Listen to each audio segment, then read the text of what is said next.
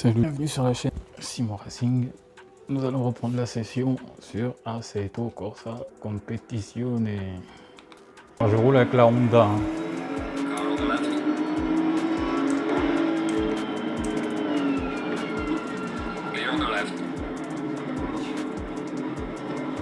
Alors comme je le dis, je suis un débutant sur la chaîne. J'essaye de vous montrer à peu près les différences qu'il y a entre les volants pour débuter sur PlayStation 4. Et ma foi, ça fait une quinzaine de jours que j'ai le volant et je m'éclate avec. Franchement, le direct drive c'est la vie. C'est la vie, franchement c'est la vie. Là je fais un peu n'importe quoi, mais j'avais pris le temps de m'habituer avec le G29. Faut que je prenne le temps de m'habituer avec le V10 Ultra. Mais il est pas mal.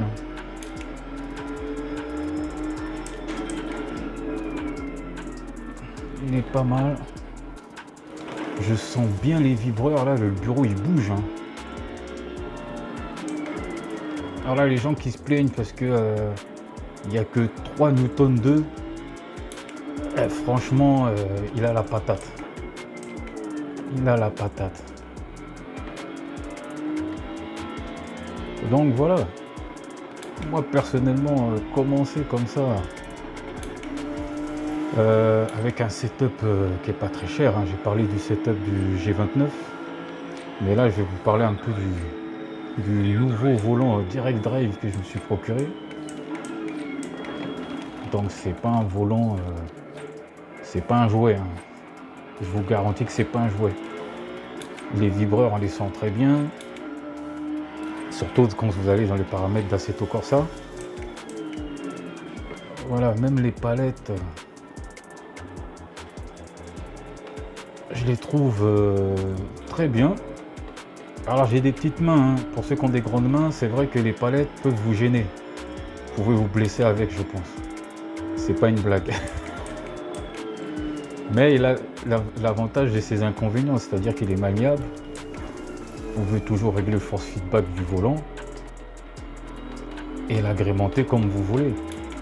Parce que j'ai vu pas mal de personnes, alors de toutes les langues, de tout horizon, de tout pays, dire que le volant ne marche pas. Vous avez renvoyé votre volant pour rien, les gens, parce que il y a des réglages à faire avant. Déjà, pour démarrer ce volant, il faut une clé. Et la clé, c'est la manette de PS4.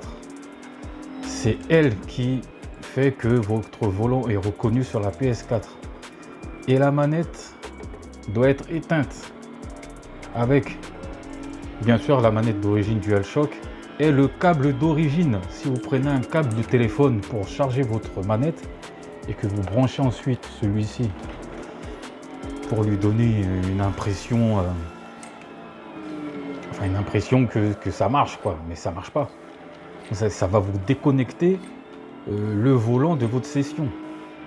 Je l'ai déjà testé sur Motorfest et sur Need for Speed, il me semble. C'est pas facile de conduire et de vous parler en même temps, mais c'est pas grave. De toute façon, je suis pas un pro. Je vous le dis, je suis un débutant, archi débutant. Donc vous voyez là j'ai même pas mes points de freinage, j'ai rien. Donc je suis comme vous les gens, je suis comme vous. Je débute dans le sim. Même si je m'éclate, voilà, le but c'est de rouler droit. On s'en fout d'être dernier, on s'en fout de savoir qui est premier. Ouais mais là quand même je déconne. Parce que avec le G29 je prends quand même des meilleures trajectoires. Mais c'est moi qui conduis mal, voilà.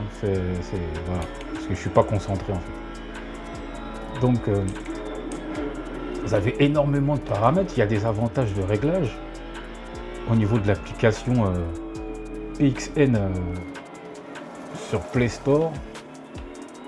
Donc il y a moyen de régler ce volant sans que vous puissiez non plus alerter la planète entière en disant que ça marche pas. Ce n'est pas vrai. Moi, mon volant s'est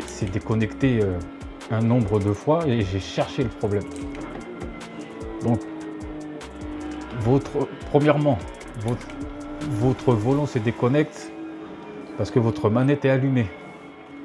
Il faut éteindre votre manette PS4, d'accord, une fois que la console est allumée, et allumer votre volant ensuite. Il y a des gens qui allument leur volant avant même la console, c'est n'importe quoi. Je suis désolé, mais c'est du n'importe quoi. Et ensuite, vous insultez la marque PXN parce que, justement, on vous a fait croire que c'était de la contrefaçon. De toute façon, tout ce qui est chinois en ce moment, aujourd'hui, les gens se méfient. Hein. À juste titre ou à tort ou à travers, je sais pas. Les gens préfèrent acheter des trucs américains qui coûtent 600, 700, 800 euros. C'est votre choix. Hein. Si vous êtes avancé, allez-y. Hein. Le PXN Ultra V10 n'est pas pour vous. Hein. C'est quand même incroyable que les gens ne lisent pas les notices en fait. Vous achetez du matériel, vous le branchez, tac. Moi j'ai vu des youtubeurs dire carrément que ça sert à rien de lire la notice d'un volant.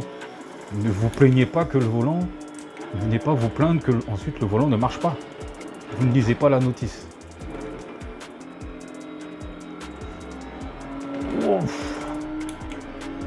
On les sent les 3 Newton 2. Hein.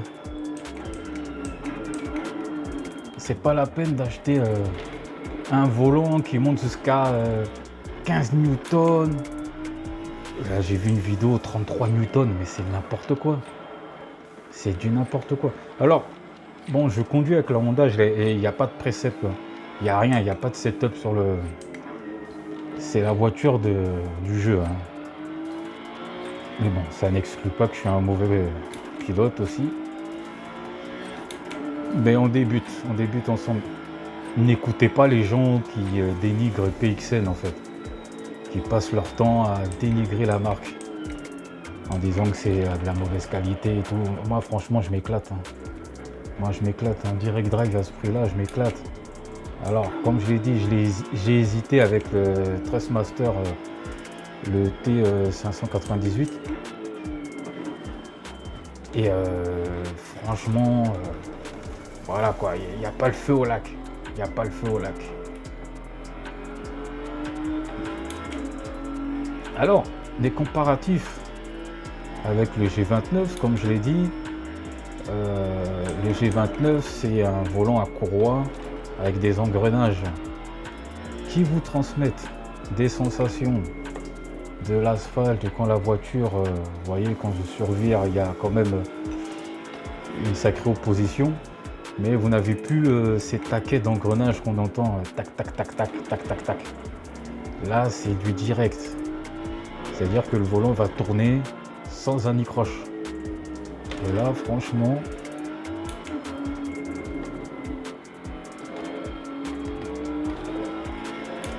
là, il suffit que je passe du temps dessus et ça va, quoi. Mais pour quelqu'un qui travaille, en fait, on travaille tous, hein. Pour ceux qui ne glandent pas que devant la console.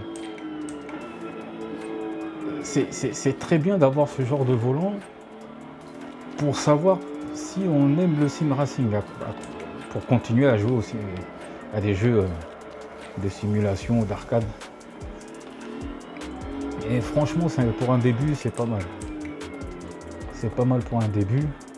Et comme je vous l'ai dit, hein, voilà, il y a des goûts et des couleurs pour tout le monde. Alors je ne sais pas quel autre problème vous rencontrez avec votre volant, mais je me ferai un plaisir de vous faire une démonstration, de vous montrer que finalement tout ça ce ne sont que des balivernes. Et ouais, c'est pas fameux ce virage là. Donc n'écoutez pas tout et n'importe quoi. Et voilà, au niveau du volant, par exemple sur Assetto Corsa, 900 degrés c'est pas mal. Il y a d'autres jeux où ça sollicitera en dessous de 300 degrés ou 560 degrés. Vous voyez, quand je tourne, le volant il est fidèle au volant du jeu. On sent bien les vibrations. Là, on sent bien les privations, hein, l'asphalte, tout ça. Là, même quand je prends la chicane, là, c'est fort. Hein. Ah oui, oui. Parce que quand vous prenez le mur, vous le sentez, hein, le mur. Hein. Ah oui, oui. Donc vous pouvez même vous blesser hein, en prenant un truc qui fait 400 newtons, et je sais même pas à quoi ça sert. Franchement, la guerre au newton-mètre, là j'ai suivi ça de très près, c'est une connerie. En fait, c'est pas plus la force, parce que en vrai, quand vous faites un créneau, dans la vraie vie, c'est 8 newton-mètres déjà. Un créneau, c'est 8 newton-mètres. Qu'est-ce que vous avez à voir des trucs qui font 20, 25? Alors tu me dis, oui, c'est pour mieux sentir la piste, les variations, les vallonnements, les montées, les descentes et tout ça. Ouais, je suis d'accord, mais à quel prix? À quel prix? Parce que vous avez des volants qui ne sont pas compatibles avec la console, qui ne sont pas compatibles avec la PS5. Donc vous allez rajouter le lot de sel aussi pareil, le pédalier. Des fois c'est vendu sans le pédalier. Vous en avez d'autres, alors carrément, ils vous vendent la base sans le volant, sans le pédalier à plus de 600 €. Voilà, ils se reconnaîtront. Hein. Et puis les gens qui disent que oui, alors les mecs sont marrants. Il y a deux marques qui se ressemblent, PXN et Moza. Moza, vous avez le R3 et le R4 qui ressemblent beaucoup au PXN. Enfin R4, R5 je crois. Et c'est vrai que au niveau de la fabrication, ils se ressemblent tous. Mais ça ne veut pas dire que l'un est plus mauvais que l'autre. C'est pas vrai. Puisque c'est les mêmes composants. C'est les mêmes volants. Sauf que vous avez une gamme qui s'appelle PXN qui est moins chère que Monza. Mais c'est pas rentré dans les mœurs quoi. C'est comme Camus.